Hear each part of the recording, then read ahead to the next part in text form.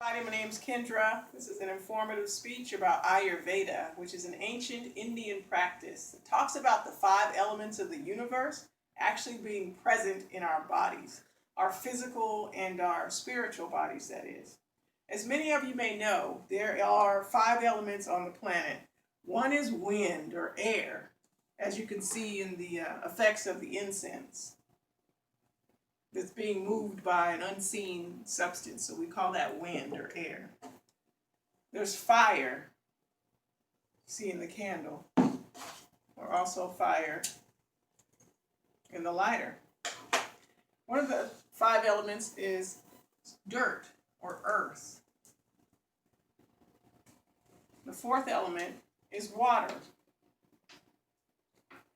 And the fifth element is space, which is outside primarily. Since we're inside today, you just have to take my word for it. Ayurveda is a very interesting practice for me. I learned about it in some abstract way. I can't even remember how I stumbled upon it. But once I heard about it, I thought it was quite unique. But it was interesting because it's an ancient practice. It's from the Indians, from India. There are body types based on the five elements, and they're called doshas. Each individual person, and even other beings like animals, they have a specific characteristic to them.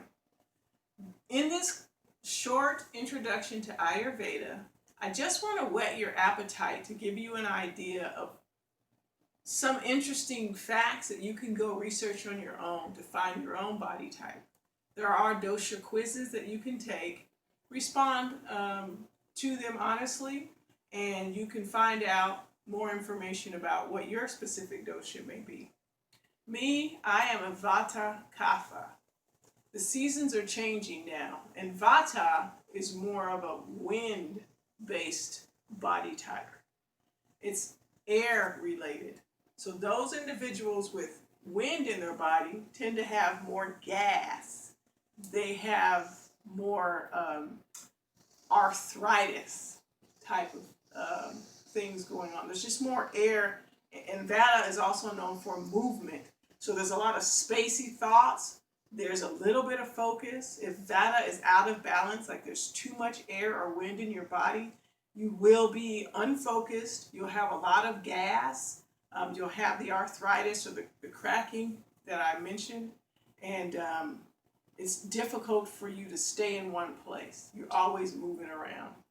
That's a Vata that's out of balance. In order to get Vata in balance, you will change your diet to incorporate, say, instead of eating snacks all the time or light foods all the time, you'll have a hearty breakfast and a few light meals throughout the day. But Vatas will run their batteries out quickly because they're always moving, and which means they're trying not to rest when their body is calling for rest. So if you're a Vata dosha, V-A-T-A dosha, you want to be sure to eat a solid meal, eat light meals when you need to, but you also have to rest. Another dosha, body dosha type is Pitta, P-I-T-T-A. The people who are Pitta, they're more of a medium build and they have a fiery personality. They like challenges and they are very competitive. If you come across a Pitta and something happens, they're more ready to fight instead of flight. You can relate them more to like a lion. If a lion hears something or sees a challenge, the lion's not going to run. The lion's going to, you talking to me? That type of personality, the aggressive, the fiery, that is typically a Pitta personality. There's a fire in the body that really is eating that person up. If it's out of balance, they'll have more dietary issues, or excuse me, they'll have more colon burning. They'll have acid reflux in the throat. Do more research on Pitta to find your specific. If you feel like you are a Pitta and you're competitive and you like vigorous exercise and you like spicy food, if you eat too much spicy food, it'll tear you up. Check out Pitta to get more information about your inner fire. Earth is known as Kapha. Now, Earth earth is grounding. But with Kapha, we mix it with water. So there's a dual balance. Same thing with Pitta. If you add a little water to it, it'll boil. But with Kapha, these people have a more heavy set disposition. They hold water. They hold weight because they're more grounded and comfortable. They're not interested in doing vigorous exercises. They're the ones who cook the meals, hold it down for the family. They're very reliable. They go to work. They set up the potlucks. Kapha people represent moisture in the body and lubricating the joints. People who are Kapha have to be mindful of their diet, including too many oils or sweets. Getting more exercise is crucial for Vata because when they don't, they hold more water in their bodies. Those people, everyone pretty much has two doshas. Like I said, I'm Vata Kapha, so I have the wind, and I have a comfortable aspect to me. I'm not as rigorous in exercise as say a Pitta does. So most people won't have one dosha, they'll have two doshas. So take the quiz, go online and Google Ayurveda dosha, or you can probably type in dosha quiz.